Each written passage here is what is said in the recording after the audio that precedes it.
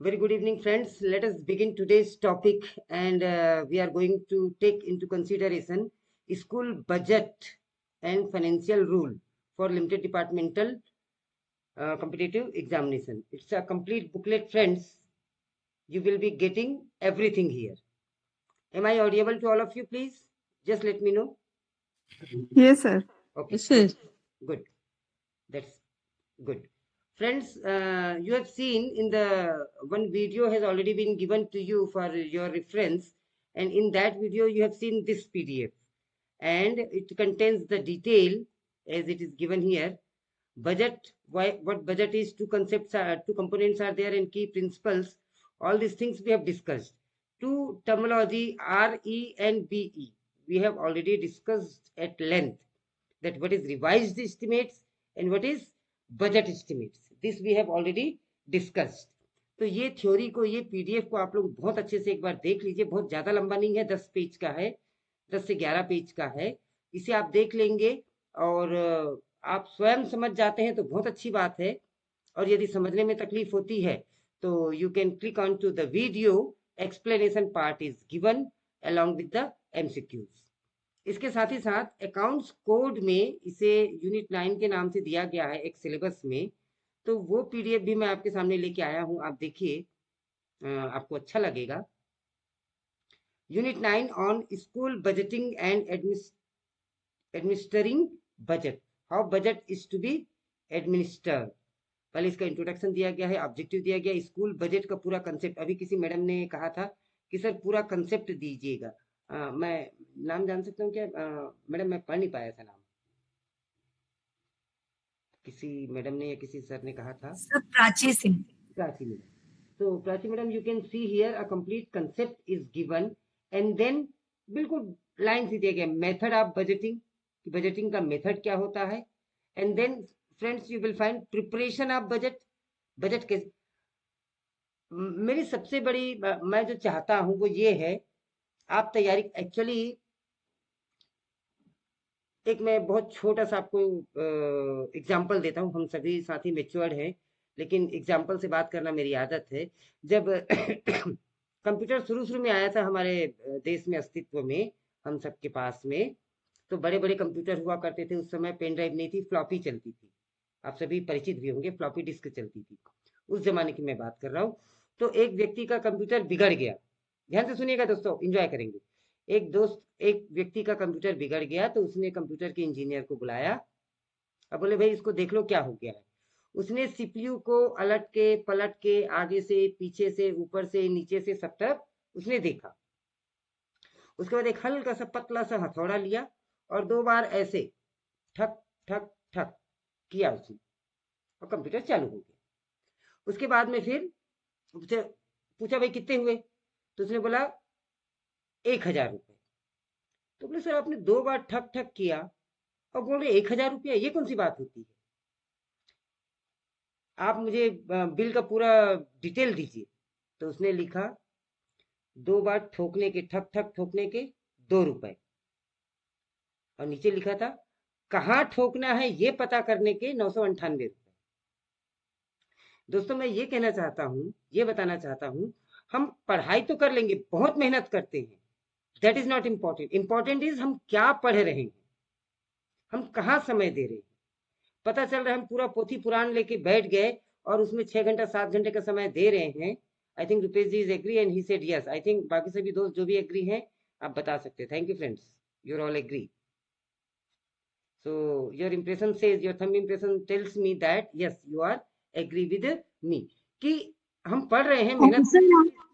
Sorry to disturb, मगर आपको पता है कि कहाँ पर ठोकना है? जी जी जी जी जी जी. नहीं मैडम ऐसी तो बात नहीं है. हम सब मिल के पता करने का, हम सब मिल के पता करने का प्रयास कर रहे हैं कि कहाँ पे ठक ठक किया जाए. तो ये बजट वाले चैप्टर में हमको यहाँ पे ठक ठक करना है. देखिए पहले बजट का, sir there comes the importance of guruji. अरे my goodness. Thank you madam. So we will see the concept first, then method of budgeting, फिर प्रिपरेशन ऑफ बजट, उसके बाद में एडमिनिस्ट्रेशन ऑफ बजट. फिर हम देखेंगे, लेट अस सम अप, पूरे chapter को हम सम अप करेंगे, एक्सरसाइज करेंगे, और फिर ये कहाँ से रेफरेंस लिया गया, सजेस्टेड रीडिंग क्या है, इसे देखेंगे. तो दोस्तों मैं इस पे चर्चा नहीं कर रहा हूँ. ये आप लोग आराम से देख लेंगे, पढ़ लेंगे। ये थ्योरी पढ़ेंगे, हमारा वीडियो और हमारी क्लास 2 घंटे का हो जाएगा, जो अननेसेसरी होगा। हमारे सभी दोस्त इसको पढ़ सकते हैं। तो this PDF I am going to provide you at the end of the video, as every day you are getting the. अच्छा, अब किसी को भी पीडीएफ मिलने में कोई तकलीफ नहीं हो रही, आई सपोज आपको जब जब जो जो पीडीएफ चाहिए वो सब मिल रहा है सबको? बता दें आप। Yes sir. व्हाट्सएप ग्रुप में एक बार शेयर करवा देंगे इस पीडीएफ को। जी मैडम, मैं व्हाट्सएप में इसलिए शेयर नहीं करता, let you work hard, let you do some work. और जब आप देखिए व्हाट्सएप में एक बार जाएगा, आप स्क्रॉल करते रह जाएंगे, क्योंकि अभी हमने डाला और उसके बाद पता नहीं 200-300 मैसेज फिर हो जाएंगे उसमें, फिर आप स्क्रॉल करते रहेंगे और फिर से किसी यूट्यूब में इजीली मिल जा रहा है सर, हाँ कल वीडियो मैंने देखा था। आप मैडम यूट्यूब में आराम से मिल रहा है। Topic okay wise sir. जिस वीडियो में आप जाएंगे, ये ज्यादा सहूलियत है मैडम। मैं अगर कुछ कर रहा हूं तो वो उसके पीछे भी चीज है कि जैसे कि सपोज आपको टीए रूल चाहिए। अब आप पूरे ग्रुप में कहाँ ढूंढेंगे कहाँ पे कब पोस्ट हुआ था, या तो फिर आप याद रखो, मेमोराइज रखो कि श्रीमती सो मैडम ने इस तारीख को इतने बजे पोस्ट किया था, तो इस तारीख उतने बजे आप स्क्रॉल करेंगे तब जाके मिलेगा। अदरवाइज आप सीधा जाइए, टीए रूल का वीडियो खोलिए और उसके नीचे स्क्रॉल करेंगे, बिल्कुल आपको मिल जाएगा। और आप अपने अगर कुछ जिन साथियों के पास में लैपटॉप है, जरूर आप लैपटॉप से करें, ताकि एक अपना फोल्डर बना ले और सेव करते जाए। बार बार आपको वीडियो पे जाने की जरूरत नहीं, बार बार डाउनलोड करने की जरूरत नहीं, उसको आप सेव करते रहिए, फोल्डर बना लीजिए। मैंने अलग अलग फोल्डर बना लिया है, मैं आपको दिखाना चाहूंगा, अगर आप देखना चाहें तो। ये देखिए, नहीं दिखा पाएंगे, हाँ ये चलिए मिल गया। ये जैसे सीसीएस रूल का एक फोल्डर है मेरा, अब इसमें ये सारे सीसीएस रूल से रिलेटेड सारी चीजें मिल जाएंगी। And then again if I go to some other folder, LTC का, चाइल्ड पेडागोजी का, ऑफिस प्रोसीजर का, प्रिंसिपल ऑफ बजट का, ये सारे फोल्डर्स हैं और ये सारी चीजें हैं। तो इस तरीके से दोस्तों कलेक्ट कर लीजिए, आपको खोजने में आसानी होगी। चलिए दोस्तों, इससे पहले कि हम समय वेस्ट नहीं करते, हम शुरू करते हैं। तो आज का लेसन हम शुरू करते हैं, 1 page ultra revision for you. जो अल्ट्रा रिवीजन होता है, आज के क्वेश्चन बहुत सारे उस पर बेस्ड होंगे, इसीलिए यदि आपने प्रीवियसली नहीं पढ़ा है कुछ, अंकुर मिश्रा जी स्वागत है आपका, और आज आप पूरे के पूरे 11 मिनट लेते हैं। तो चलिए 1 पेज अल्ट्रा रिवीजन हम कर रहे हैं स्कूल बजट पे। दोस्तों शुरू करूं मैं, इजाजत है आप सभी की? बोल के बता दें मुझे। Yes sir. हाँ जी, हाँ जी जी सर। जी। बजट डेफिनेशन, हम बजट को कैसे define, how we will define budget, ये प्रश्न आपसे इंटरव्यू में भी पूछ सकते हैं। How will you define budget, पहले ही प्रश्न हो सकता है, how will you define budget, या ये एमसीक्यू में भी आ सकता है, ये इंटरव्यू का क्वेश्चन भी हो सकता है। तो school budget is the annual financial blueprint estimating receipts and expenditure. ये दो वर्ड पे ध्यान देंगे, रिसिप्ट एंड एक्सपेंडिचर। जैसे हम अपने क्वेश्चन पेपर का ब्लूप्रिंट जब बनाते हैं, तो ये पूरे स्कूल के साल भर का एक्सपेंडिचर और रिसिप्ट का ब्लूप्रिंट है कि भाई इतनी आवक होगी और इतनी जावक होगी, इतना पैसा आएगा और इतना पैसा जाएगा। This blueprint is budgeting. ध्यान रखेंगे ब्लूप्रिंट से, school budget is the annual financial blueprint estimating receipts and expenditure for effective institutional functioning. Institutional functioning दोस्तों यही शब्द हैं जो आपको ध्यान रखने हैं, जिसके लिए आप मुझे अप्रिशिएट करते हैं या याद करते हैं कि इन चीजों से हमारी डेफिनेशन ब्यूटीफाई हो जाती है। हम हो सकता है अपने मन से इतना सुंदर नहीं दे पाते, तो पढ़ के दे देंगे। Preparation basis, what is the preparation of the, what is the basis of the preparation. मैं देख पा रहा हूँ कि बहुत सारे मित्रों ने अभी ज्वाइन किया, आप सभी से निवेदन है अगर आप समय से आ जाएं तो हम आपका शुरुआत मिस नहीं होगा दोस्तों। Prepared on realistic needs, actually ये जो बजट बनता है वो रियलिस्टिक नीड्स पर तैयार किया जाता है, अप्रूव्ड नॉर्म्स पे तैयार किया जाता है, एन एक्सपेक्टेड ग्रांट। तीन चीजों का ध्यान रखा जाता है दोस्तों, ये 3 लेटर ध्यान रखिएगा आप, मैंने 3 लिख दिया है।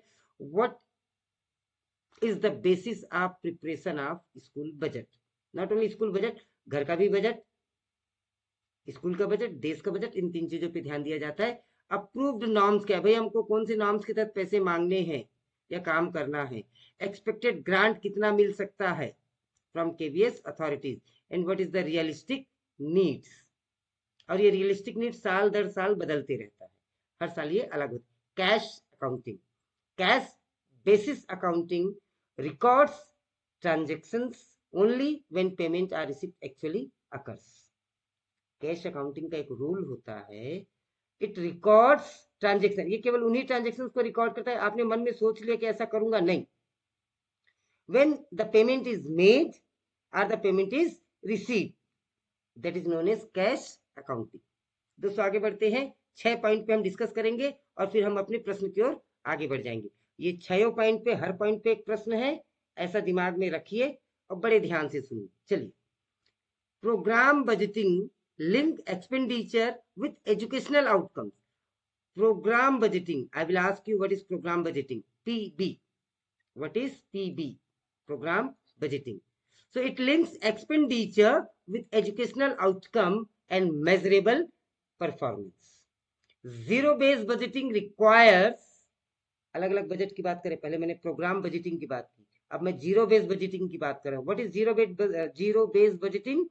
Zero based budgeting requires justification of every expense from zero each financial year। Each financial year it is required।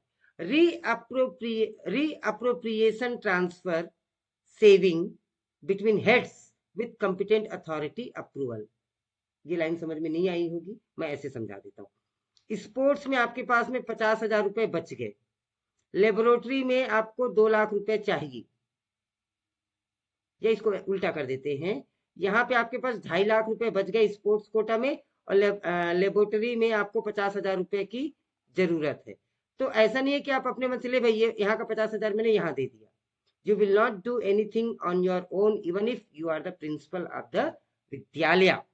ये कहलाता है reappropriation transfer saving between heads. तो ये दोनों हेड है। It should not be done without competent authority approval. Competent authority के approval के बाद ही आप ऐसा करेंगे, हालांकि आप कर सकते हैं लेकिन 1 approval is necessary. Government grants bridge the gap. Government का जो ग्रांट होता है दोस्तों, गवर्नमेंट जो हमें ग्रांट देती है, वो ग्रांट क्या है एक्चुअल में? इट ब्रिज द गैप, वो बांध का, पुल का, सेतु का काम करता है between revenue and expenditure in the school. छोटे छोटे केवी हैं, उनका साल भर का खर्चा 1 करोड़ का है, इनकम उनकी केवल 15 लाख रुपया है। तो ये जो 85,000 कम हो रहे हैं, that comes from the grant. तो grant work as the bridge, government grant bridge the gap between the revenue and expenditure in school. दोस्तों क्या अभी तक मैं क्लियर हूं या इस कंसेप्ट को मैं समझाने में सक्षम हूं? मेरी बातें समझ पा रहे हैं? ममता मैडम, अंकुर जी, हाँ, स्वाति मैडम, उपाध्याय जी, ठीक है, आप सभी सहमत? Yes, sir. Very clear. Thank you madam, thank you friends. आगे बढ़ते हैं। Budgetary control compares actual expenditure with approved estimates and ensure compliance. हम कैसे इंश्योर करते हैं? देखिए, बजटरी कंट्रोल जो हमारा है, इट कंपेयर्स, किससे कंपेयर करते हैं हम? एक्चुअल एक्सपेंडिचर, साल भर में क्या खर्चा होना है, विथ अप्रूव्ड एस्टिमेट, हमने खर्चा तो खूब बना लिया, expenditure with the approved estimates and ensure compliance.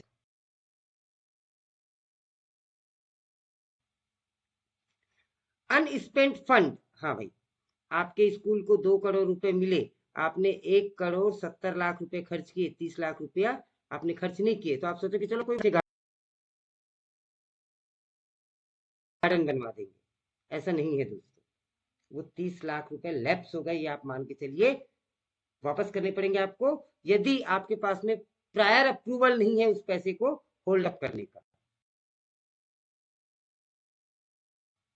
Fund lapse at the year end unless specially permitted by rule। यदि आपने उसकी रूल से परमिशन ले रखी है, प्रिंसिपल ये प्रिंसिपल हमारा बजट प्रिंसिपल वाला अलग प्रिंसिपल है, वो सिद्धांत वाला है, केमिस्ट्री वाला, PLE वाला, और हम अभी अपनी की बात कर रहे हैं।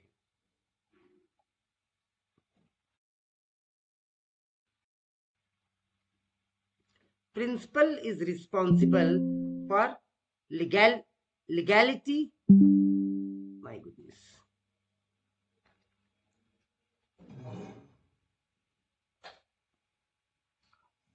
Principal is responsible for legality, transparency, audit readiness, and strict financial discipline.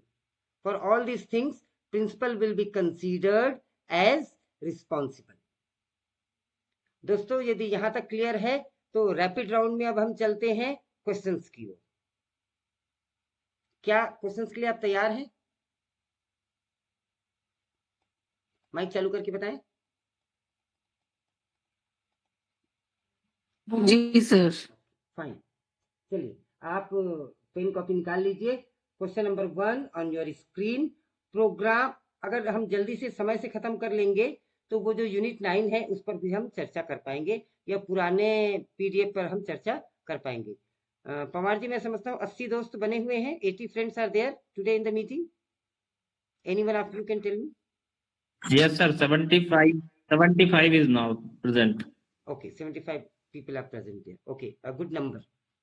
और इससे ज्यादा होते भी नहीं है, पर इतने लोगों को ही पढ़ना है और इतने लोग सीरियसली पढ़ रहे हैं और प्रतिदिन हैं, मुझे पता है। हालांकि नहीं सर, मैं आपकी इस बात का समर्थन नहीं करता हूँ। प्रतिदिन हमारे यहाँ 97 तक रहते हैं लोग। अच्छा, अच्छी बात है सर, बहुत बढ़िया, बहुत बढ़िया। एक्चुअली कई साथियों ने मैसेज भी किया था कि वो सेंट्रल सुपरिटेंडेंट हैं या कहीं और बिजी हैं, जैसे कल मैं कहीं व्यस्त हो गया था। सबकी अपनी व्यस्तता रहती है। आप लोगों को एक प्लस पॉइंट जरूर है दोस्तों, मैं रिकॉर्ड करके उसको इसीलिए यूट्यूब में डालता हूँ ताकि आप अपने कंफर्टेबल टाइम में उसे देख सके। यदि आप अनुपस्थित हैं तो आप कक्षा से वंचित नहीं रहेंगे। यही मेरा उद्देश्य है दोस्तों, कि वीडियो या क्लास यदि आप फेस टू फेस अटेंड कर रहे हैं तो उसकी बात अलग रहती है, आपकी बहुत सारी क्वेरीज क्लियर होती, बहुत सारे दोस्तों को आप सुन पाते हैं। और जब हम किसी काम को प्रोकास्टिनेट कर देते हैं, टाल देते हैं कि हाँ ठीक है बाद में कर लेंगे, बाद में कर लेंगे, फिर वो बाद ही रह जाता है। ऐसा सबके साथ होता है, मेरे साथ भी होता है, आपके साथ भी होता है।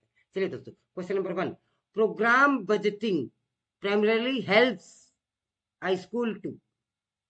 प्रोग्राम बजटिंग एक स्कूल को किस चीज पर मदद करता है? Reduce expenditure automatically, link cost with educational outcomes, avoid evaluation of programs, replace financial accounting। चलिए दोस्तों, दूसरा प्रश्न। If estimated revenue from sale of old furniture, case based है। If estimated revenue from the sale of old furniture is less than expected, आपने school furniture को sale पे रखा और उसकी रेवेन्यू जो है लेस देन एक्सपेक्टेशन है, द प्रिंसिपल शुड, ऐसे में प्रिंसिपल को क्या करना चाहिए? Ignore the deficit, seek reappropriation after assessment, cancel the purchase immediately, और use unauthorised fund. Unauthorised fund. चलिए प्रश्न क्रमांक 3, under cash basis accounting, salary delayed to next year, next year लिखा है, अब ये पर्टिकुलरली मार्च वाली बात हो सकती है। Under cash basis accounting, salary delayed to next year will be recorded in the previous year, recorded when payment is made, ignored completely, या treated as capital expenditure। अगला प्रश्न है, zero base budgeting requires the administrator to. Zero base जो budgeting है वो उसको किस बात की आवश्यकता होती है? फॉलो प्रीवियस बजट ब्लाइंडली, कि justify every expense from zero. Zero base budgeting, justify every expense from zero, increase budget annually, या अवॉइड कॉस्ट एनालिसिस। चलिए पांचवा प्रश्न दोस्तों, if VMC approval is pending near submission deadline, आपको budget submit करना है और वीएमसी अप्रूवल पेंडिंग है, ऐसे केस में आपको क्या करना चाहिए? The budget should be withheld, कि submitted with pending approval remark, आप ऐसा रिमार्क लिख देंगे कि पेंडिंग अप्रूवल और उसे सबमिट कर देंगे, कि अप्रूव्ड ओनली बाय प्रिंसिपल, कि कैंसल्ड। इन चारों में से क्या ऑप्शन अपनाएंगे? इसकी हमने चर्चा की थी प्रीवियस वीडियो में। Main advantage of programme budgeting over line item budgeting is, line item budgeting में प्रोग्राम बजटिंग का क्या एडवांटेज है? Main advantage, answers are less documentation, outcome based evaluation, automatic saving या नो मॉनिटरिंग रिक्वायर। दोस्तों कई मित्र ऐसे हैं जो डायरेक्टली अगर एमसीक्यू पे बैठे तो उनको ये कुछ समझ में नहीं आ रहा होगा, ना प्रश्न समझ में आ रहा होगा, ना ऑप्शन समझ में आ रहा है। जब प्रश्न ही समझ में नहीं आएगा तो ऑब्वियस सी बात है हम ऑप्शन पे चर्चा नहीं कर पाएंगे। इसीलिए आपको पुराना वीडियो देखने की आवश्यकता है, पीडीएफ को पढ़ने की आवश्यकता है, then you will be in complete position to answer that I am pretty sure. Construction proposal without land registration violates. आपका कंस्ट्रक्शन प्रपोजल है लेकिन लैंड का रजिस्ट्रेशन ही नहीं है, तो ये कौन से सिस्टम को वायलेट कर रहा है? कैश अकाउंटिंग रूल को, कि रेवेन्यू प्रिंसिपल को, कि कंस्ट्रक्शनल प्रीरिक्विजिट रूल को, कि पार्टिसिपेशन प्रिंसिपल को? किसी न किसी एक चीज को वो वायलेट कर रहा है। तो कौन से नियम को वायलेट कर रहा है वह आपका उत्तर है। Foreign tour expenditure without separate head must be. Foreign tour है, एक्सपेंडिचर है उसका, without separate head it must be rejected. अगर उसका सेपरेट हेड नहीं है तो इट शुड बी रिजेक्टेड, या met with general budget authorisation, कि change charge to capital head, कि इग्नोर्ड इन अकाउंट्स, कि अकाउंट्स में इन्हें इग्नोर कर दिया जाता है। ऑब्वियस सी बात है ये तो आंसर होगा ही नहीं, बाकी तीन में से आप छांट लीजिए। रूटीन स्वच्छता एक्सपेंसेस शुड बी। रूटीन में स्वच्छता एक्सपेंसेस जो होते हैं उनका क्या करना चाहिए? सेपरेट बजट हेड के अंतर्गत होना चाहिए, इंक्लूडेड इन मेंटेनेंस या कंटिजेंसी, इग्नोर्ड, कि ट्रीटेड एज कैपिटल। और अंतिम प्रश्न पहले राउंड का 10वां प्रश्न, फिर हम उत्तर की ओर बढ़ेंगे। Increase in central grant. आपका सेंट्रल ग्रांट जितना मिलता है वो अगर इंक्रीज हुआ है, it suggest that budgeting should inflate all estimates, depend on need and real need and approval, reduce spending, या फिर इग्नोर ट्रेंड्स। दोस्तों ये 10 प्रश्न हो गए हैं। क्या हमें उत्तर की ओर आगे बढ़ना चाहिए? मैं उत्तर बताऊं आपको? यस। चलिए तैयार हो जाइए, चेक कीजिए। आप थोड़े से आंसर्स में दिक्कतें हैं। चलिए पहले आंसर नंबर 7 को चेक कीजिए आप। आंसर नंबर 7, आंसर नंबर 7 को चेक कीजिए। चलिए मुझे लिख के बताइए जरा क्या आ सकता है, बताइए आप लोग अपने हिसाब से। एक बार मैसेज में लिखिए, देखते हैं कौन क्या जवाब दे रहे हैं। सही उत्तर तो मैं बताऊंगा ही सही। सी, वेरी गुड। राजू प्रसाद राठौर जी सी बोल रहे हैं। ठीक है, ठीक। अच्छा सभी लोग सी कह रहे हैं, बिल्कुल सही बात है। C is the correct option, very good. आपके सारे मित्र बहुत प्रॉम्प्ट हैं भाई। कंस्ट्रक्शन प्रीरिक्विजिट रूल, इसको वो वायलेट कर रहा है। उपाध्याय जी बिल्कुल ठीक है, सान्या मैडम, सान्या सचदेवा मैडम बिल्कुल ठीक है, बाकी सभी मित्रों के भी सही है। C is the correct option. अब प्रश्न क्रमांक 1 से लेकर 10 तक 7वां का सी है और बाकी सबका आंसर बी है। आप चेक कर लीजिए अपने आंसर और फिर मुझे नंबर बताइए कि कितने मार्क्स आपको प्राप्त होते हैं। मैसेज में आप लिखिए, मैं पूरी कोशिश करूंगा कि पढ़ पाऊं, हालांकि मैसेज पढ़ पाना थोड़ा सा मुश्किल हो रहा है मेरे लिए। जल्दी जल्दी बताएं। राजू साहब को 6 नंबर आए हैं और पूनम मैडम को 8 नंबर आए हैं, श्रुति मैडम को 8 number, Suja Nisha 9 number, Pankaj ji 9 number, Vipesh ji 7 number, Prachi ji 9 number, Sanya ji 10 number, Savita ji 6 number, Manoj ji 9 number. Very good. Upadhyay, अरे Renu madam 10 on 10, Upadhyay ji 8, Sunita Pillai left, हाँ, दिनेश पवार जी 8 नंबर, अंकुर जी 9 नंबर। बहुत बढ़िया, चलिए वेल डन। दोस्तों क्या ये इतना कठिन लग रहा है कि हम इसे नहीं कर पा रहे हैं, या मैं ठीक से नहीं समझा पा रहा हूँ, या हमें टॉपिक क्लियर नहीं हो पा रहा है, या फिर हो सकता है हमने सर पहले नहीं। आंसर फिर बता दीजिए ना सर। क्या बता दे सर आंसर तो बताए ही नहीं। आंसर बता दिए ना मैडम। सर आंसर तो बताए ही नहीं।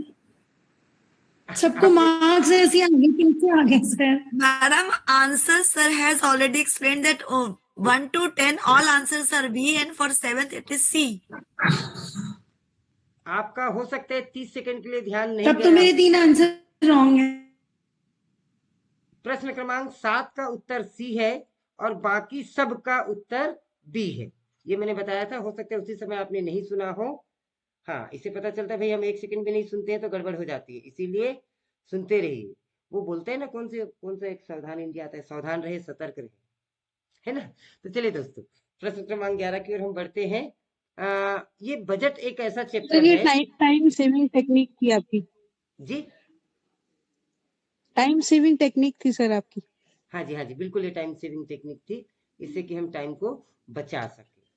चलिए मैडम, एक्चुअली क्या है, बजट में यदि कुछ उत्तर गलत हो रहे हैं तो don't take it that way. ये क्यों गलत हो रहा है इसका भी मैं answer, please scroll the question. Vipesh, अच्छा विपेश जी लेट आए होंगे, ओके। तो चलिए मैं ये बताना चाह रहा हूँ दोस्तों आपको कि सीसीएस रूल है, एलटीसी है, टीए है, इन सबको समझना आसान है, because you people are involve in to it. आप टीए लेते हैं, आप एलटीसी लेते हैं, सीसीएस रूल आप सुनते रहते हैं, देखते रहते हैं, है ना। तो आरटीई के बारे में आप जानते हैं, पॉश के बारे में जानते हैं, पॉक्सो के बारे में जानते हैं। बजट एक ऐसी चीज है जिसके बारे में आप बिल्कुल नहीं जानते, अगर कॉमर्स वाले नहीं है तो। हिंदी वाले, इंग्लिश वाले, हम लोग जो हैं ऑफिस की तरफ हमारा इस मामले में झांकना ही नहीं होता है, तो हम इस टॉपिक को बहुत ज्यादा करीब से नहीं जानते, इसीलिए हमको इसको पढ़ने की आवश्यकता है। दोस्तों मेरी बातों को मार्क कीजिएगा, मैं कोई भी बात ऐसी नहीं कहता हूँ। यदि मैं कुछ कह रहा हूँ तो आप सहमत होंगे उससे कि yes, that is the reason we do not know much about budget, क्योंकि इसे यूडीसी एलडीसी प्रिपेयर करते हैं, ऑफिस का इन्वॉल्वमेंट होता है, प्रिंसिपल रहते हैं और 1-2 टीचर सम्मिलित रहते हैं, बाकी सबका इन्वॉल्वमेंट इसमें नहीं होता है। डायरेक्ट इन्वॉल्वमेंट आपका बिल्कुल नहीं है, इनडायरेक्ट इन्वॉल्वमेंट तो और भी नहीं। चलिए प्रश्न क्रमांक 11, फिर भी हम अपने पूर्व ज्ञान से और अभी तक आपने जो पढ़ा है उसके आधार पर आप उत्तर दे रहे हैं, कोशिश करें यह जारी रहे, और नहीं तो अंत में हम आपको पीडीएफ पढ़ेंगे। आप question number 11, separation of revenue and expenditure in KVS means. KVS में रेवेन्यू जो आपकी फीस आ रही है या किसी भी तरीके से आपको रेवेन्यू जनरेट हो रहा है, और एक्सपेंडिचर, इसको सेपरेट किया जाता है। इसका मतलब क्या होता है, school must balance both government funds expenditure, government funds expenditure the gap, revenue equals expenditure कि नो ग्रांट नीडेड। अपना आंसर सेलेक्ट कर लीजिए दोस्तों। Article 76 of account codes requires, हाँ ये आर्टिकल 76 को आप बहुत अच्छे से याद रखेंगे। अकाउंट कोड के लिए, बजट के लिए आर्टिकल 76 इज रिस्पॉन्सिबल, उसके अंतर्गत सारी चीजें दी गई हैं। तो आर्टिकल 76 जो हमको बताता है वो ये कहता है कि matching of budget and account head should be there. आप जिस हेड में आप बजट मांग रहे हैं वो should match with the account head. तो देखिए आप अपना उत्तर मार्क कर लीजिए, flexible budget head, matching the budget and account head, की क्रिएशन ऑफ न्यू हेड, या ignoring classification. Question number 13, salaries counted in a financial year. दोस्तों आज आपकी असली परीक्षा होगी जब इंटरव्यू के क्वेश्चन पूछे जाएंगे, क्योंकि आंसर एक लाइन के हैं, 1 लाइन आंसर होना चाहिए, या फिर ज्यादा से ज्यादा 2 लाइन आंसर होना चाहिए। तो अपने आप को बहुत ज्यादा प्रिपेयर कर लीजिए इंटरव्यू के आंसर देने के लिए।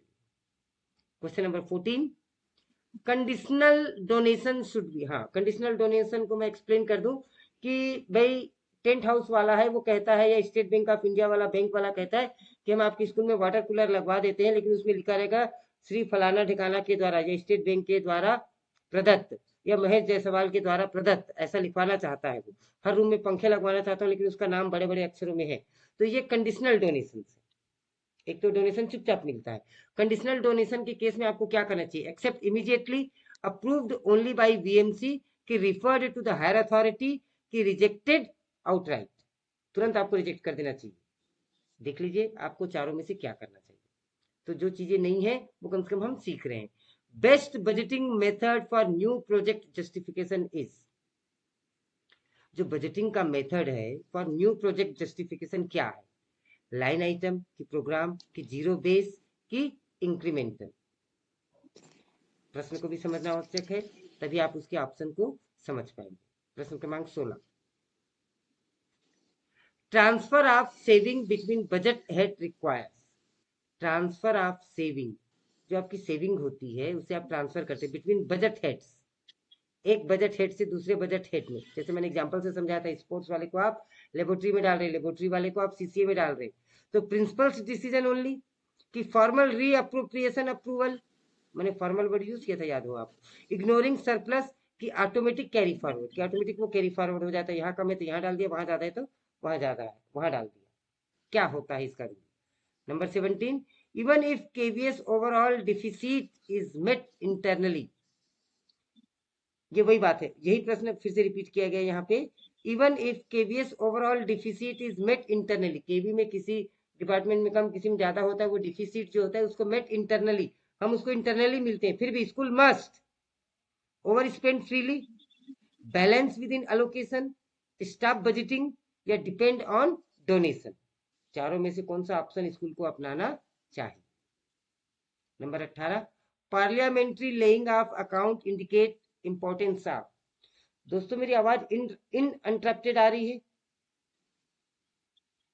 निर्बाध रूप से आप मुझे सुन पा रहे हैं? सर बीच बीच में कट रही है बस। बहुत ज्यादा कट रही है क्या? नहीं सर, आ रही है सर। नहीं सर ठीक है। हाँ चल जाएगा मुझे, नो प्रॉब्लम, क्लियर है। Okay, thank you sir. Now एक तो मैं ज्यादा बोलता हूँ ना, ये भी तकलीफ है, थोड़ा सा कम बोलना चाहिए मुझे, लेकिन मैं थोड़ा ज्यादा ही बोलता हूँ, मुझे ऐसा लगता है। चलिए, parliamentary laying of accounts indicate importance of, वो किस चीज का इंपॉर्टेंस शो करता है? Delay in reporting, financial accountability, reduced audit, या इनफॉर्मल कंट्रोल। इन चारों में से हमारा ऑप्शन सेलेक्ट कर लीजिए। अंतिम दो प्रश्न, फिर हम उत्तर की समीक्षा करेंगे। रियलिस्टिक एस्टिमेशन प्रायोरिटाइजेस, किस चीज को प्रायोरिटी देता है? Realistic estimation. दोस्तों बजट को समझना बहुत आसान नहीं है, आपको थ्योरी पढ़नी होगी। बजट क्या है, एस्टिमेटेड बजट क्या है, रिवीजन ऑफ बजट क्या है, प्रोग्रामिंग बजट क्या है, जीरो बैलेंस क्या है, कैश हैंडलिंग क्या है, ये सब टॉपिक पे आप जब मास्टरी कर लेंगे तभी होगा। यदि आपको उत्तर, देखिए मेरी बातों को बहुत ध्यान से सुनिएगा, आप उत्तर मार्क कर रहे होंगे, ठीक है मार्क कीजिए, लेकिन मेरी बातों को ध्यान से सुनिए। दोस्तों यदि इनके उत्तर आपको आ रहे हैं और अच्छे नंबर आ रहे हैं तो बहुत अच्छी बात है, नहीं आ रहे हैं तो उससे भी अच्छी बात है। कम से कम it will open our eyes कि नहीं यार मुझे बजट टॉपिक नहीं आता, मुझे पढ़ना पड़ेगा। At least this will be a lesson, this will be a learning that you will be getting from today's video. तो let the question be heavy, let you get less marks, it will encourage you, it will give you a feeling, नहीं यार मुझे ये पढ़ने की जरूरत है। बाकी सब में तो मेरे 10 on 10 आ रहे थे, क्वेश्चन समझ में तो आ रहा था, ये तो कुछ भी समझ में नहीं आ रहा है। तो ये बात भी अच्छी है दोस्तों। शायद कुछ मित्रों ने इस बात को लाइक भी किया है कि yes sir you are right, आपने समर्थन भी किया इस बात का कि yes sir you are saying right. चलिए thank you friends for that. तो दोनों ही केस में हमारा फायदा हो रहा है दोस्तों, दोनों ही केस में the class is not less important, the class is very very important in all the aspects। चलिए आगे बढ़ते हैं। सचिन तेंदुलकर भी जब आउट होता है तो जाके वो प्रैक्टिस करता है कि मैं लेग कटर को नहीं खेल पा रहा हूँ, लेग कटर में मैं कल भी आउट हुआ था, लेग कटर में मैं आज भी आउट हुआ, तो उसकी वो प्रैक्टिस करता है फिर जाके, बाकी सारे शॉट्स नहीं खेलता है। तो हमको भी अब बजट की प्रैक्टिस करनी है जब तक हम इस पे अच्छे नहीं हो जाते हैं। बहरहाल दोस्तों प्रश्न 19, realistic estimation prioritises highest cost item, equal allocation, urgency and approved norms की वीएमसी प्रेफरेंस ओनली। चलिए 20th question, different pay budget period reflect, different pay budget ये क्या रिफ्लेक्ट करता है? Administrative habit, cash basis principle, error in system, या political decision. चलिए दोस्तों हम उत्तर मार्क करते हैं। Number 11, answer number 11 is B, B for ball. The correct answer is B. For 12, correct answer is B, matching of budget and account head. Question number 13, salary counted in a financial year depends on B, payment date। जिस date को आपने payment किया है वो उसी के हिसाब से कौन से ईयर में जाएगा वो डिसाइड होगा। इसका ईयर अलग होता है दोस्तों, जनवरी फरवरी से ईयर नहीं होता है, ये सबको पता है, मुझे बताने की जरूरत नहीं है। First of April to 30th March, ये फाइनेंशियल ईयर है। नाउ नंबर 14 31 मार्च में सर। 30 सॉरी एक दिन मैंने कम कर दिया था 31 मार्च conditional thank you madam conditional donation should be referred to higher authority. Number C is the option. 15 number. Best budgeting method for new project justification. New project justification word आ जाए या budgeting best budgeting method आ जाए. New project justification किससे सीधा related है? Zero base से related है. Number 15 C is the correct option. And then 16, 17, 18, 19 and 20. B is the correct option. B for ball. I repeat, 16, 17, 18, 19 and 20. B for ball is the correct option. Please give me your marks. Disclose your marks. आपको भी बड़ी उत्सुकता रहती होगी number बताने की और आपसे ज्यादा मुझे जानने की. 7 मार्क्स सविता मैडम, सत्यमेव जयते साहब 9 number, Pankaj ji 6 number, Mamta madam, Vipesh ji, Prachi madam, Dinesh ji, Anju madam, Anita madam. Anju madam आपकी तबीयत ठीक है? Sonam madam 7 number, Nisha madam 7 number, Shruti ji 8 number, Raju ji 8 number. Sir, better than earlier. Okay good madam, great madam, hats off to your dedication. Pradeep ji 8 number और पूनम जी ठीक है. क्या बात है. रेनू बाला मैडम 10 नंबर. रेनू मैडम पिछली बार भी 10 आए थे. रेनू मैडम आप कॉमर्स की तो नहीं है? Renu madam Yes, sir. आप कॉमर्स की हैं? Question number 19 बस तो करिएगा. Yes, sir, commerce. अरे वेरी गुड, तभी मैडम है ना. अच्छा मैं ठीक तो पढ़ा रहा हूँ ना भाई, ठीक तो बता रहा हूँ ना मैडम? Right, sir. पक्का ना? Perfectly. हाँ, कहीं पे भी गड़बड़ होगी तो बताइएगा मैडम. अच्छा मेरे लिए मुसीबत है कि मैं फिजिक्स की कोई बात आएगी तो कोई भी पीजीटी फिजिक्स मुझे पकड़ लेगा. हिंदी की कोई बात आएगी तो राजू साहब पकड़ लेंगे. अंग्रेजी की कोई बात आएगी तो बहुत सारे इंग्लिश पीजीटी बैठे हैं वो पकड़ लेंगे. तो मुझे थोड़ा सा बड़ा सावधान रहना पड़ेगा भाई. हाँ 19 का क्या बोले थे मैडम? B is the correct answer, equal allocation. तो दोस्तों Yes, sir. Question number 19 देखना था सर. जी देख लिया आपने, ठीक है मैडम. आप दोस्तों प्रश्न 21 की ओर आगे बढ़ते हैं. अंतिम 5 मिनट और फिर हम ये एमसीक्यू से बाहर आ जाएंगे. इंटरव्यू में बहुत मजा आएगा और हम लोग कह देंगे कॉमर्स वाले जवाब नहीं देंगे भाई, बाकी सब जवाब देंगे. तो रेनू मैडम को जवाब देने नहीं देना है, प्रदीप जी को जवाब देने नहीं देना है. प्रदीप जी आप कक्षा में है ना? I could see your name. Now question number 21. Low teacher participation in budgeting leads to. Teachers का भी इन्वॉल्वमेंट होता है. Low teacher participation in budgeting leads to, ये किस चीज को लीड करता है? Invalid budget, reduced ownership and commitment, higher grants and automatic revision. दोस्तों 22 नंबर का question. Work completed in March but paid in April. मार्च में काम कंप्लीट हुआ लेकिन उसे अप्रैल में पे किया गया, तो उसे कहाँ रखेंगे आप? Same financial year, next financial year, both years की कैपिटल अकाउंट्स? राजीव पाठक जी सब ठीक है? आप आवाज आ रही है आपको? Number 23. Urgent repairs and new construction together requires. Urgent repair as well as new construction, इन दोनों चीज को टुगेदर क्या किस चीज की जरूरत पड़ती है? Single combined proposal, separate repair and construction procedure, separate repair and construction procedure, ignoring repairs या कैपिटलाइजेशन ओनली. प्रश्न क्रमांक 24 और 25 एक साथ. Budget approval alone before spending is. आपने बजट का अप्रूवल ले लिया पहले से, before spending, it is sufficient, not sufficient, without sanction, या ऑप्शनल है या illegal. Last question. Highest order budgeting approach integrates. Highest order budgeting approach integrates. What does it integrates? Past trends only, comprehensive analysis and compliance, uniform increase, or donation dependence. चलिए दोस्तों अंतिम 5 प्रश्न और इन सब के आंसर हैं बी. पांचों option का आंसर है बी. चलिए 1 मिनट का समय लीजिए और 25 में से अपने मार्क्स देखिए। आउट ऑफ 25 कितने मार्क्स आ रहे हैं आपको। डिडक्टिव देख लीजिए कितने रॉन्ग है वो माइनस कर दीजिए। सारे राइट गिनेंगे तो बहुत सारे हो जाएंगे।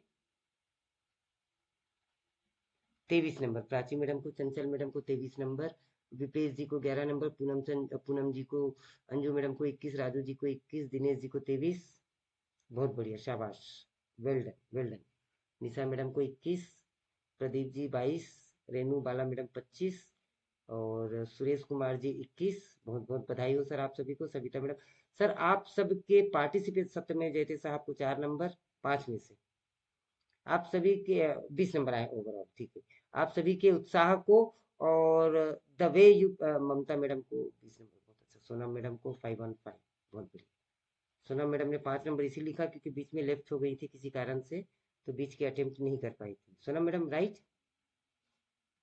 चलिए यस सर। हाँ देखिए टीचर की नजर कितनी तेज है मैडम, है ना।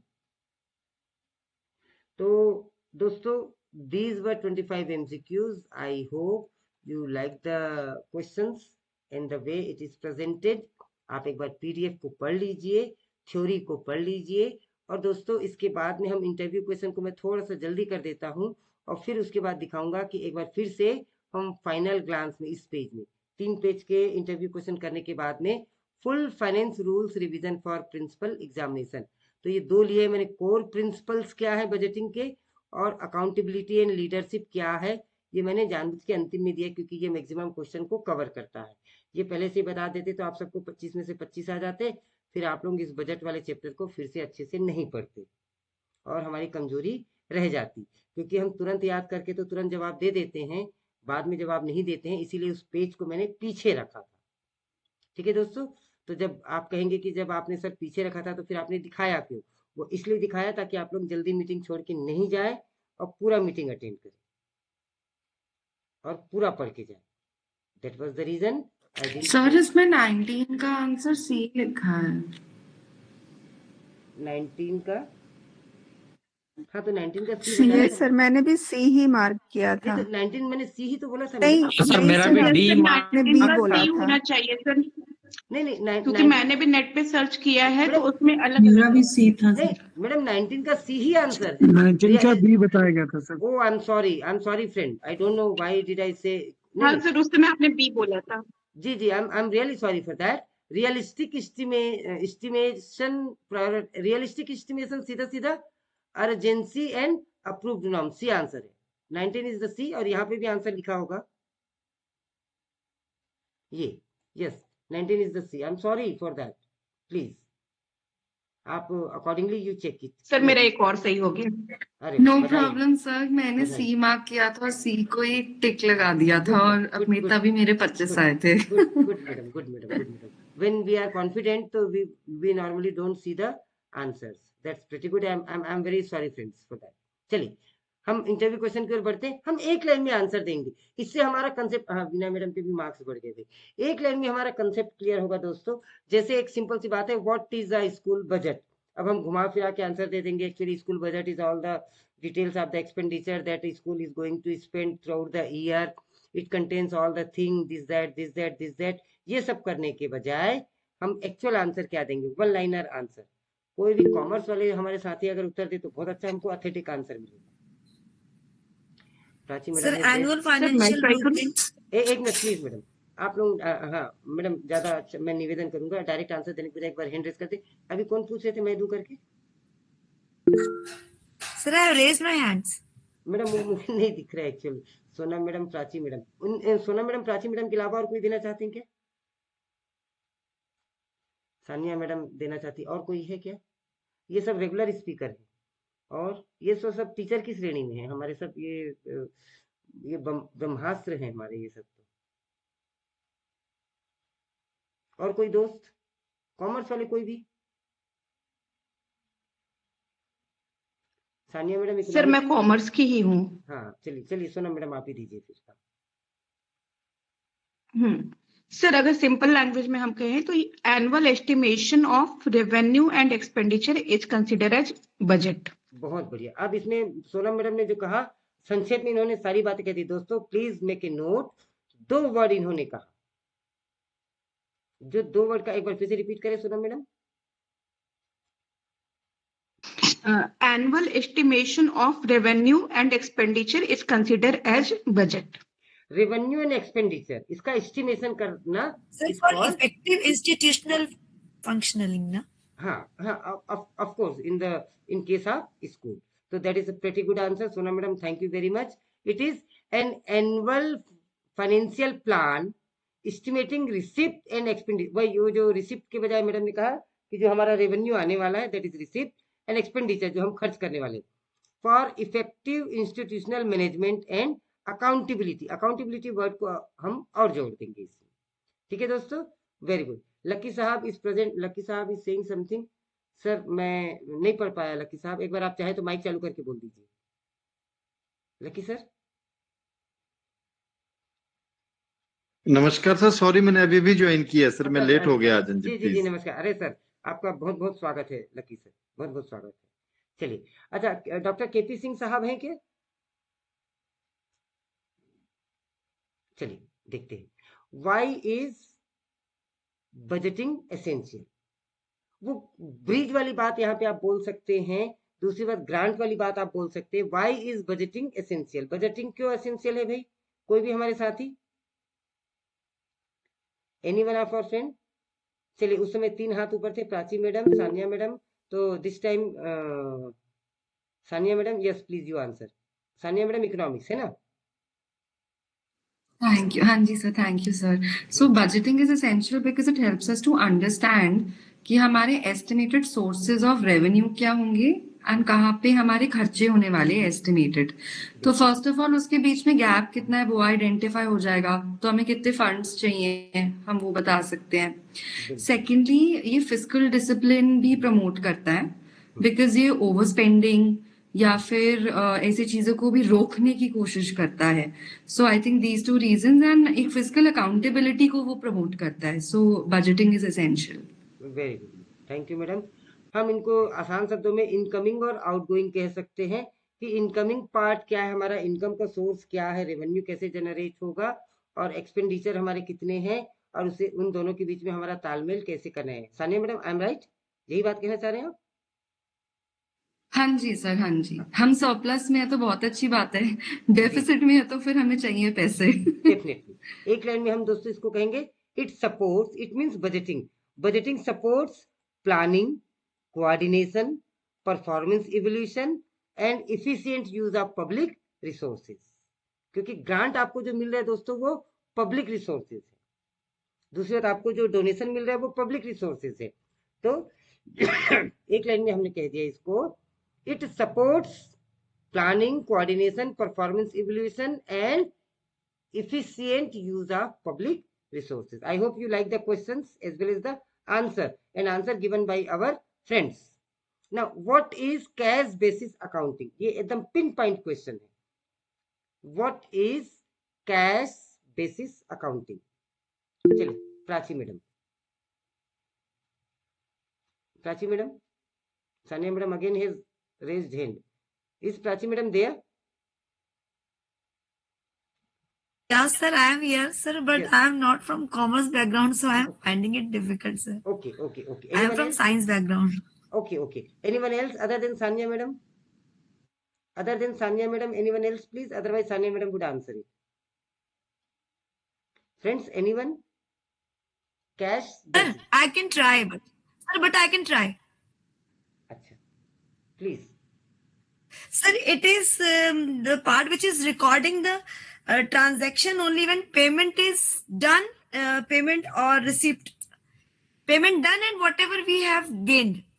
I think this is the part which is recording it. Okay. चलिए Sania madam. Yes sir, ma'am ने ठीक बताया है कि कोई भी ट्रांजैक्शन हमारे बुक्स में तब रिकॉर्ड करी जाएगी, अकाउंट्स में तब एंटर करी जाएगी जब वो एग्जीक्यूट हो चुका है, वो पेमेंट एग्जीक्यूट हो चुका है, वो रिसीट आ चुका है। So that is cash basis. Yes. Until and Accounting. unless it is received, it will not be entered, it will not be handled.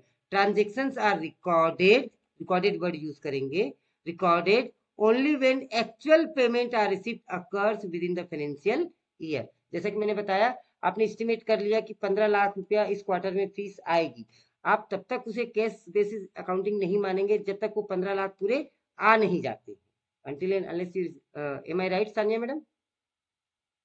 That is cash Yes, basis sir. accounting.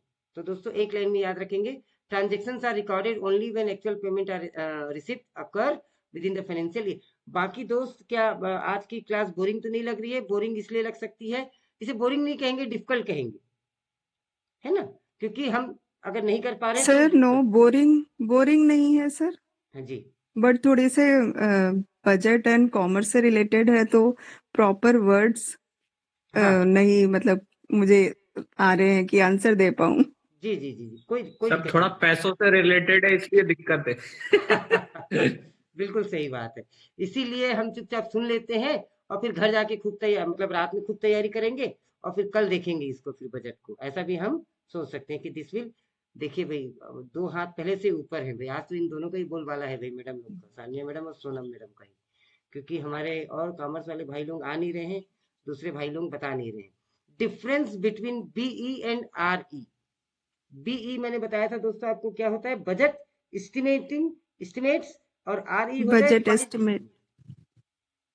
तो चलिए इनका उत्तर कौन दे रहे yes हैं? Sir. आप sir मैं बोलूं? Mamta madam please.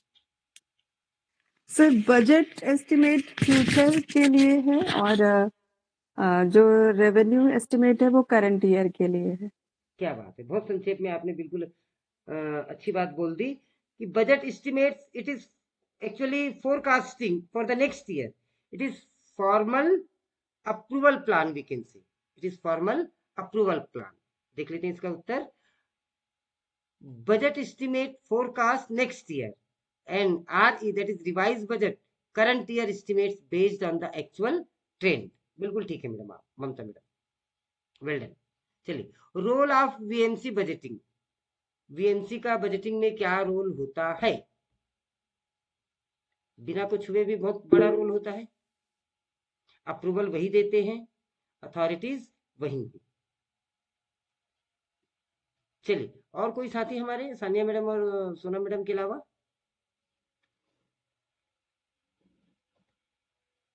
चलिए सोनम मैडम, दिनेश पवार जी आप बताएंगे?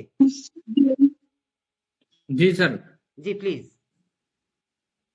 सर जो भी बजट बनाया जाता है हमारा, उसको वीएमसी में बिना अप्रूव के खर्च नहीं कर सकते हो। अब वीएमसी में अप्रूव कराना जरूरी होता है, वो भी 16 अगस्त तक। यदि 16 अगस्त तक नहीं करा पाते हैं तो फिर उसको बाद में अप्रूव करा के आरओ को तो भेज दिया जाता है 31 अगस्त तक, लेकिन विदाउट अप्रूव, लेकिन बाद में उसको अप्रूव कराना पड़ता है, तभी वो ऑथेंटिकेट होता है हमारे चेयरमैन से। जब आप उसको भेजते हैं तो उसके ऊपर क्या हेडिंग, क्या रिमार्क लिख के भेजते हैं? उसके ऊपर particular without approval pending for approval. Pending for approval, इस पर हमारा एक एमसीक्यू भी था। दिनेश जी बहुत बहुत बढ़िया, बधाई। बीएमसी क्या करता है? BMC approves and then not only approves, it monitors and ensures compliance. तीन चीजें हैं भाई, वो न केवल अप्रूव करता है बल्कि मॉनिटर भी करता है कि आप साल भर क्या खर्चा कर रहे हैं, कैसे कर रहे हैं, और उसको आपने कुछ बजट बना रखे कि इस मंथ में इतना खर्च करना है, इस मंथ में इतना खर्च करना है, इस मंथ में इतना खर्च करना है, तो उसका कंप्लायंस भी चेक करता है BMC with financial rule and priorities, कि आपने टॉप प्रायोरिटी पे खर्च किया है कि नहीं और दूसरी प्रायोरिटीज पे ज्यादा खर्च कर दिया है क्या, ये सारी चीजें बीएमसी मॉनिटर करता है। मीनिंग ऑफ रीअप्रोप्रिएशन, रीअप्रोप्रिएट करना क्या होता है? What is the meaning of reappropriation? Mamta madam is raised hand, Prachi Singh and 3 more. Prachi madam के अलावा 2 और हाथ कौन है? सोनम मैडम और सानिया मैडम। अंकुर मिश्रा जी, चलिए अंकुर जी, अंकुर जी, सानिया मैडम, सोनम मैडम माफ करेंगे, मैं सभी साथियों को समय देना चाहता हूँ। जी अंकुर जी। सर इसका मतलब ये होता है कि अगर एक हेड में हमारे पास ज्यादा बजट पड़ गया है, खर्च नहीं हुआ है, और दूसरे में हमें उसकी आवश्यकता है, तो हम अपनी अथॉरिटी से परमिशन लेके इसको उधर कर देते हैं। मतलब आप रीलोकेशन कहना चाह रहे हैं? Yes sir. तो फिर लोकेशन वर्ड यूज ना करके अप्रोप्रिएशन वर्ड क्यों यूज किया हमने? अच्छा, अप्रोप्रिएशन है, सॉरी सर। नहीं है वही सर, है वही, मैं तो आपको घुमाना चाह रहा था, है वही। अच्छा अच्छा अच्छा। अंकुर जी, है ना, देखिए और ट्रांसफर। सर मेरा फिजिक्स बैकग्राउंड है, मुझे इतना। जी जी, अरे सर बढ़िया है सर। सर क्योंकि वो अप्रूवल के थ्रू ही यूज कर सकते हैं उस मनी को दूसरे हेड में। Yes, one thing. Sir second thing, थोड़ा टर्म्स में दिक्कत आ रही हाँ है ना। नहीं बिल्कुल ठीक है सर। सर देखिए, in commercial language it will be known as appropriation, placing from one place to another is appropriation.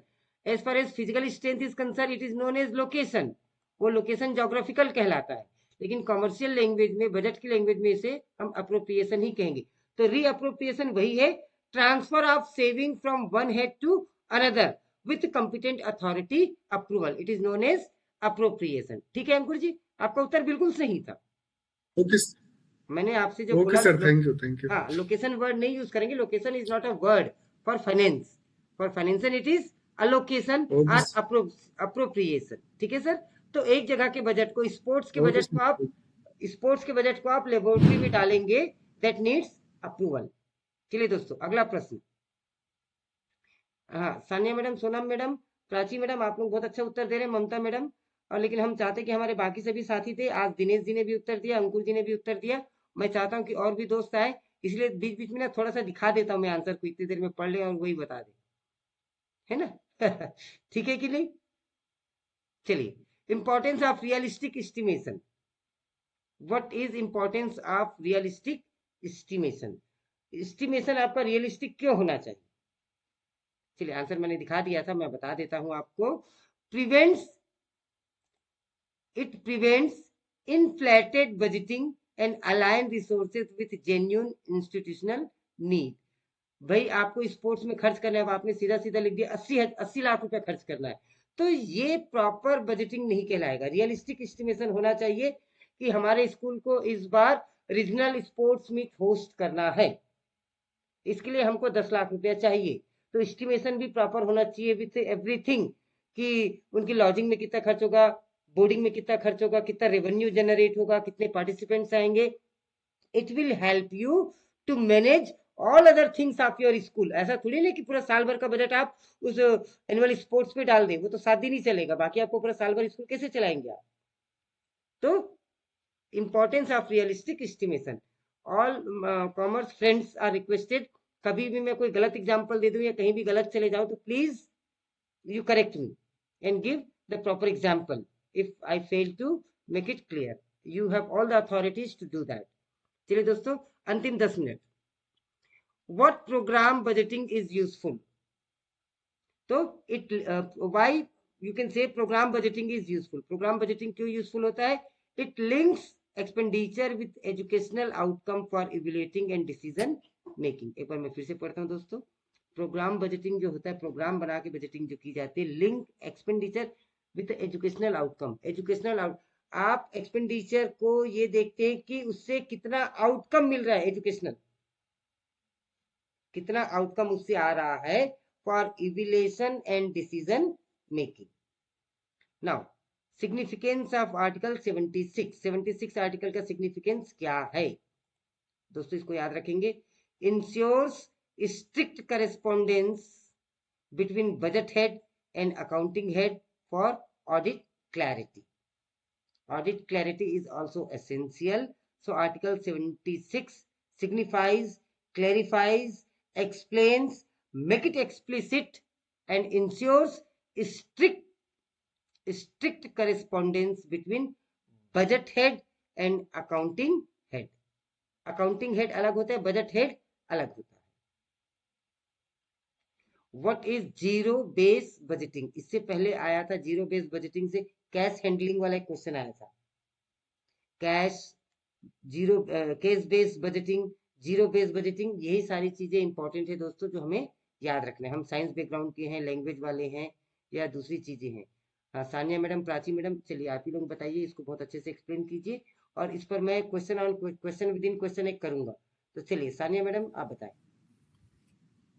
Prachi madam इसी उत्तर को okay sir, thank you. Zero base budgeting का मतलब कि जीरो बेस मतलब कि कोई पुराना बेस हमें कंसिडर ही नहीं करना है, उसको हमें फ्रॉम स्क्रैच उस एक्सपेंडिचर को जस्टिफाई करना है या एक्सप्लेन करना है।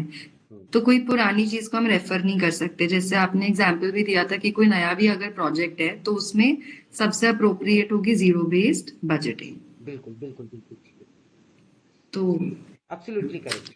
हाँ, फ्रेश की तरह ट्रीट किया जाए। जी बिल्कुल, it is considered completely a fresh, a method requiring justification of every expenditure from scratch each year. चलिए दोस्तों, प्रश्न को आगे बढ़ाते हैं। प्रश्न क्रमांक 11, how does budgeting ensure accountability? Budget जो है अकाउंटेबिलिटी को कैसे इंश्योर करता है? It ensures accountability through audit trail. हमारे पास में ऑडिट है, हमको ये नहीं है कि हम बिल्कुल स्वच्छंद हो गए, 2 करोड़ रुपए स्कूल में आ गए, भैया जो चाहो वो कर लो, स्टाफ रूम में हम 4 AC लगवा देते हैं, ऐसा नहीं है। You need proper allocation, relocation, appropriation of budget, because there is an audit trail system. Approval system is also there from VMC. Monitoring system from VMC is there, and there is parliamentary reporting. We work under a system where we need to report the uses of your money that has been granted to you for the welfare of the educational institution. Why must construction follow prerequisites? Construction से पहले land acquisition होना चाहिए। हाँ, budget वो तब तक invalid माना जाएगा जब लैंड एक्विजिशन आपके पास नहीं है। ये हम क्यों करते हैं ऐसा? To ensure legal land ownership and financial prudence before capital spending. हमारे पास जमीन है नहीं तो हम खर्चा कैसे करेंगे भाई? तो जमीन का होना बहुत आवश्यक है। Now, what is budgetary control? Anyone, friend? What is budgetary control? Lucky साहब, आप बताना चाहेंगे या हम में से कोई भी दोस्त जो इस मीटिंग में जुड़े हैं? मैं बहुत नाम नहीं पढ़ पा रहा हूँ एक्चुअली, जो सामने नाम रिफ्लेक्ट होते हैं वही पढ़ पाता हूँ मैं। कोई भी दोस्त? नहीं सर, सॉरी सर मैं। Okay okay okay, anyone, any other friend? चलिए इसको हम समेटते हैं। Continuous comparison. हाँ बताएं madam. Some hand is up, someone has raised the hand, please बोले। सिर्फ फाइनेंशियल प्लानिंग करना कि हमें कहाँ कहाँ पे कितना खर्च करना है, और उसकी कंटिन्यूटी भी देखते रहना कि जो फंड हमने एलोकेट किया था उसमें से कितना यूज हो पाया है, इसका एस्टिमेशन। हाँ, हम बजटरी कंट्रोल की बात कर रहे हैं। Then where is the control? Can we say it is a process of planning, controlling, and monitoring the organizational planning and execution? जैसे मैं ट्राई करना चाहूंगा सर। जी जी जी जी, सत्यमेव जी। जी, जैसे हमने वास्तविक आय व्यय जो बनाया है स्कूल का, उसकी हम तुलना करेंगे। हम देखेंगे कि मान लो हमने 1 लाख का बजट बनाया और हमारा खर्च हो गया 1,20,000 रुपए, मतलब जो डिफरेंस है वो 20,000 रुपए का है, तो इसको हमें कंट्रोल करना पड़ेगा। तो ये जो प्रोसेस होता है उस 20,000 को कंट्रोल करने का, वो कहलाता है budgetary control. Okay, thank you sir. Okay, great. चलिए सर मैं भी कुछ कहना चाहती हूँ। Please please. सर जैसे कंट्रोल का मतलब ये होता है कि जो हमने प्लानिंग किया था और एक्चुअल में हम कहाँ हैं, उसके पहले तो डिफरेंस को देखना, और अगर कोई डेविएशन आ रहा है हमारे प्लान से तो फिर उसको मेजर करना कि वो डेविएशन किस वजह से आया है, और फिर हम क्या क्या मेजर्स ऑप्ट कर सकते हैं उससे बचने के लिए। हाँ, टू कंट्रोल इट और to cover it. Yes sir, तो बजट में भी हम यही देखेंगे कि हमने क्या प्लान किया था और हमारा खर्च कितना हो पा रहा है। अगर ज्यादा खर्च हो रहा है एस्टिमेशन से तो फिर हम उन खर्च को कंट्रोल करने की कोशिश करेंगे। Good. So continuous comparison of actual expenditure with approved budget and corrective action. देखिए जैसे सर ने सत्यमेव जयते साहब ने जो आंसर दिया था, सर ने नाम मुझे बताया था लेकिन मैं थोड़ा सा, आई एम सॉरी सर, वो जो टाइटल साहब ने दिखाया, गोवर्धन दास सर। जी जी सर, जी सर, दास साहब। तो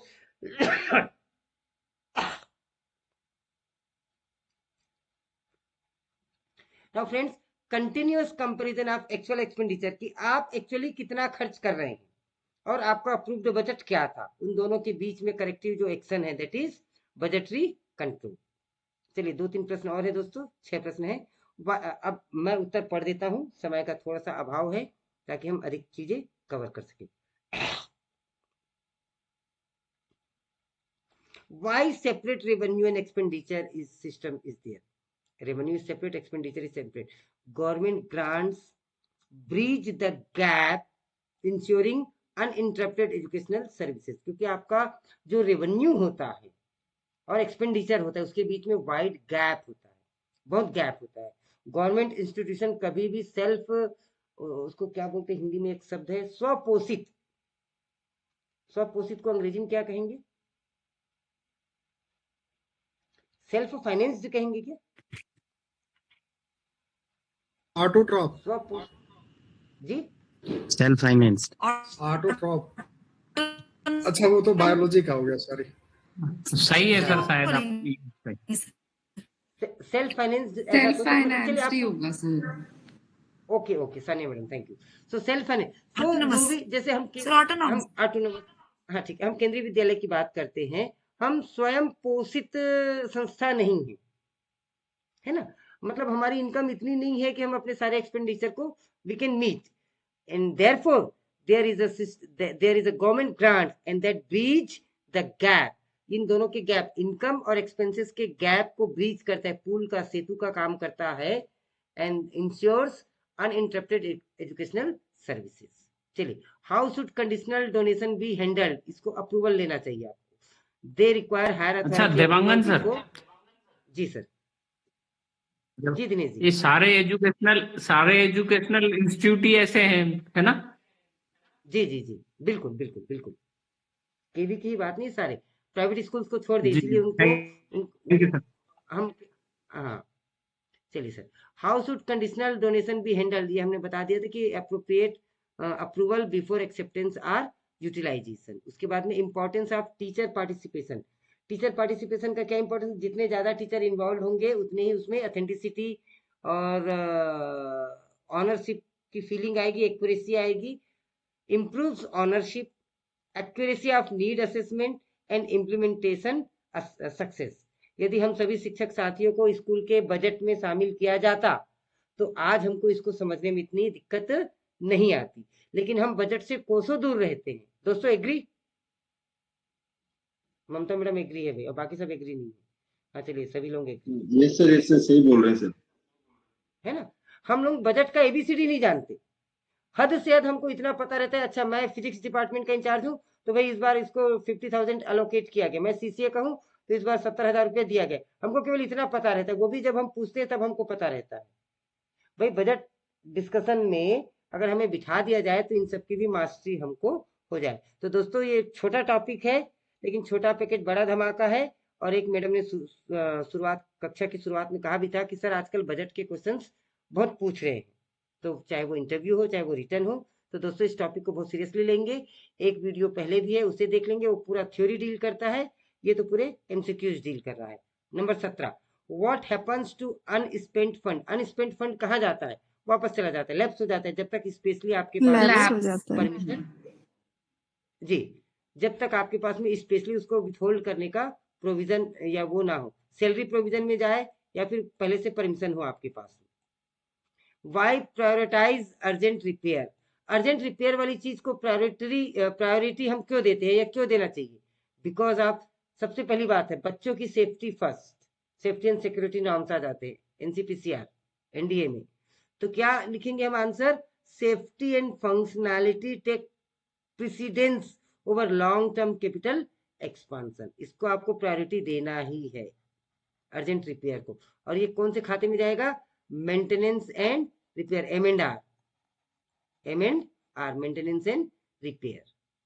how does budgeting support leadership, budget से लीडरशिप कैसे सपोर्ट होता है? अभी अभी मैंने कहा था कि भाई सबको बिठा दो उसमें, क्योंकि इसमें ट्रांसपेरेंसी तो होती है, it reflects transparency, it reflects responsibility and strategic decision making capacity. सब टीचर को बिठा दो ना भाई, बनाने दो ना बजट, उनको बताओ ना, तो वो अपना ज्ञान भी बताएंगे, वो अपना अनुभव भी शेयर करेंगे, it will make them responsible for the better utilization of public fund. कोई कुछ कहना चाह रहे हैं? एक हाथ ऊपर है. Who is that? किसी का हाथ ऊपर है? चलिए, नहीं. प्राची मैम का है शायद. Last Prachi madam. No sir, वो बाय मिस्टेक हो गया था, सॉरी सर. कोई बात नहीं मैडम, गलती से मिस्टेक हो गया था. चलिए, की quality of a principal in financial management. दोस्तों, मैं आप सभी का शुक्रगुजार हूं कि आप सभी इतने देर तक बने हुए हैं. 1 घंटा हो जाती है फिर भी आप बने रहते. मैं प्रयास करता हूं 1 घंटे. मैं समझता हूँ कि 1 घंटे में समाप्त कर दे, लेकिन फिर भी नहीं हो. क्या बोले मैडम आप? Sir this answer I will tell. Okay, please. Sir shall I? Yes, you can please. Sir, he is responsible for legality, transparency, audit readiness, and strict financial discipline. क्या बात है, बहुत good. So it tells about the integrity, it tells about the compliance with rule, it tells about the evidence-based planning, accountability, and legitimacy. It talks all about key quality of a principle in financial management. उसको legal way में use हो रहा है ये भी देखना है, proper use हो रहा है ये भी देखना है, उसकी इंटीग्रिटी चेक करना है, कंप्लायंस देखना है, with rule and evidence based planning भी करना है. प्लानिंग नॉर्मली नहीं, एविडेंस बेस्ड प्लानिंग करना है. तो दोस्तों, ये था चैप्टर बजट पे. कुछ चीजें हैं जिसे मैं पढ़ना चाहूंगा और चाहूंगा कि आप बड़े ध्यान से सुने और अगला 5 मिनट मुझे और दें. Give me your ears friends, give me your ears and be very attentive. These are going to be the key rule for the lesson today. We have worked for an hour and this is going to be the final conclusion. All public expenditure must be sanctioned, budgeted and supported by valid documentation. Valid documentation, very important.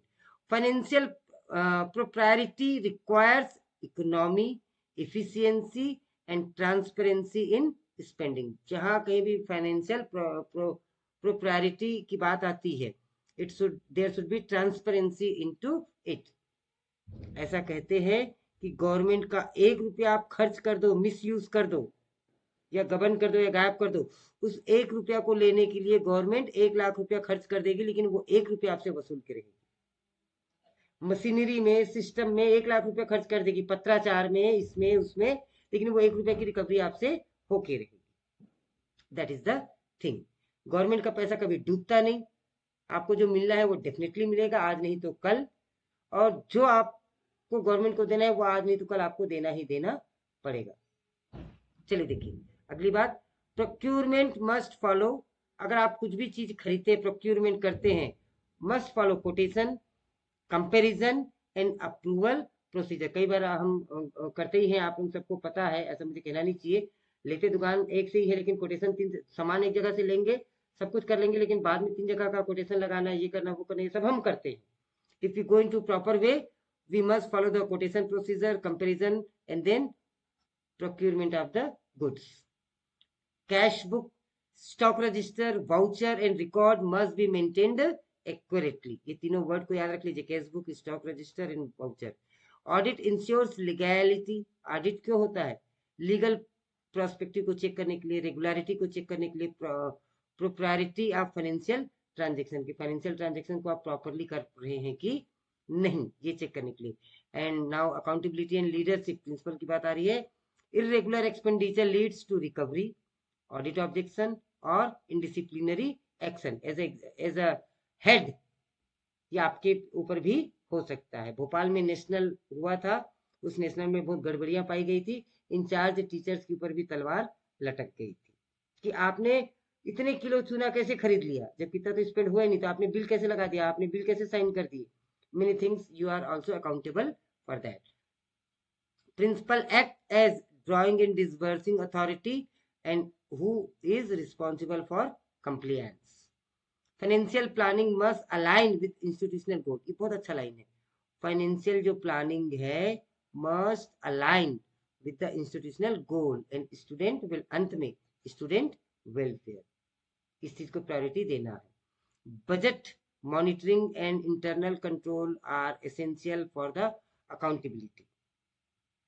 Ethical financial leadership reflects integrity, transparency, and rule-based governance.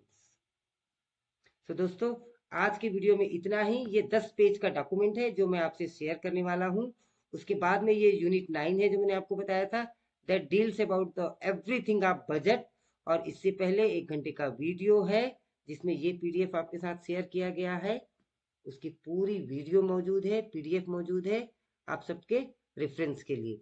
So I think friends, this is the high time now I should take your leave, and that was all for today. I hope you like the video and understanding of this chapter is clear to you. Sir, I want to announce tomorrow's topic. Please. Tomorrow's topic is RTI Act. Wow, great. So Sanya madam, you are going to take it? Sir, now I have forgotten it. Please, you take it. अच्छा, चलिए ठीक है। कौन सी madam? अच्छा, आज Anju madam मौजूद है ना? हाँ जी सर, सर मैं हूँ प्रेजेंट। जी, yes sir. If you permit, shall I announce about the child pedagogy that we have been planning? If you allow. Sir, you can. Yes sir, please. Okay, please. So friends, बहुत ध्यान से सुनिए जो मैं बात बोलने वाला हूँ। मैं हमारे बीच में, हम सभी साथियों के बीच में एक ऐसी साथी भी मौजूद हैं, Anju Sunil Sharma madam. She has been excellent in her subject, child pedagogy में she mastered the thing. Last time in the examination she excelled and got around 112 out of 118, means this much of marks at principal level examination. So she mastered the topic, and on my request, sir, only 8 questions I lost. Only 8 questions she lost at India level examination, friends. That तो heads off to the knowledge and concept that she has. Moreover, इन सबसे भी बड़ी बात है, madam की तबीयत खराब है और 2 दिन से वो क्लास अटेंड कर ली, and what a sincerity level she wrote like a leave thing, courtesy of her कि Dewangan sir, I am unable to attend the class as I am not well. Please allow me. I said, madam, please. That way, whatever I had a conversation with her, and sincerely she has accepted my request and she said, yes sir, I will take the class. So दोस्तों, अब हम madam की class बहुत जल्दी चालू करने वाले हैं। चाइल्ड पेडागोजी पे जब क्लास चलेगी तो लगातार 10 दिन 7 दिन, जब तक मैडम लेना चाहेंगी 15 दिन, हालांकि कोर्स तो बहुत लंबा है। मैडम ने अपनी टॉपिक भी शेयर किया है and she has prepared it in a fantastic manner. उसके बाद दोस्तों, ना आपको कहीं जाने की जरूरत है, ना कोई किताब पढ़ने की जरूरत है, ना कोई यूट्यूब चैनल देखने की जरूरत है। बस मैडम को आप सुनिए, समझिए, और मुझे तो ऐसा लगता है मैडम कि हमारी तलाश पूरी हो गई। इसी ग्रुप में सब कुछ मिल जाएगा। Admin and finance is going on very well, all the friends are very happy. I hope you are all happy with admin and finance and with Anju madam. We will yes sir. Excellent thing in this. Anju madam, sir, I will try my level best, but madam, I know you, madam. I want but you I am to not speak to all as of us good for a minute as you. अरे madam please, Anju madam please, मैं आपसे बात की, मेरे को तो डर लगता है मेरी अंग्रेजी गलत ना हो जा करके। मैंने तो मैडम से क्षमा भी मांग लिया था। Madam, you are excellent, there is no doubt, and subject mastery. So madam, India level examination you have, for which we all are preparing, you already have proved yourself. You need not prove anyone, and we are going to be sincere student, very good students. Our friends are very good. आप देख रहे हैं कि जब वो मेरी class को इतना सिंसियरली अटेंड कर रहे हैं तो आपकी क्लास को कितना सिंसियरली अटेंड करेंगे। अंजू मैडम, मैं चाहूंगा आप 1-2 मिनट बात करें हमसे। सर, मेरा गला मुझे अलाउ नहीं कर रहा है, इसीलिए मैंने सिर्फ आज पूरे ड्यूरेशन में एक ही स्टेटमेंट बोला कि कल का टॉपिक क्या है, क्योंकि वही ग्रुप में रोज लास्ट में सब पूछते हैं। तो I am considering it my duty, मैंने सामने लगाया हुआ है, तो नेक्स्ट डे का मैं अनाउंस कर देती हूँ। जी, so nice of you madam. हम तो दोस्तों, Anju madam, friends, I have tried my level best yes madam to prepare the PPT, and I'm expecting कि है ना मैं आप लोगों को करवा पाऊंगी।